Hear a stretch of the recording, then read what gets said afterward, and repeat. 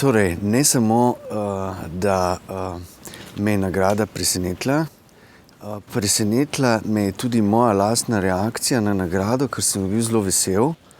Kljub temu, da že en lep kos časa, mislim, da kakšnih 8-9 let, nisem ravno prisoten v mariborskem kulturnem prostoru.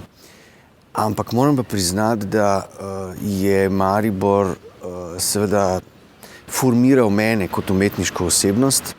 Ne samo, mislim, iz nekega privatnega aspekta, ampak mislim, z obdobjem dramskega studia Vilija Ravnjaka, kasneje z njegovim direktorovanjem, gledanjem predstav Tomaža Pandurja, obdobje Branka Kraljeviča, kjer sem tudi deloval tukaj.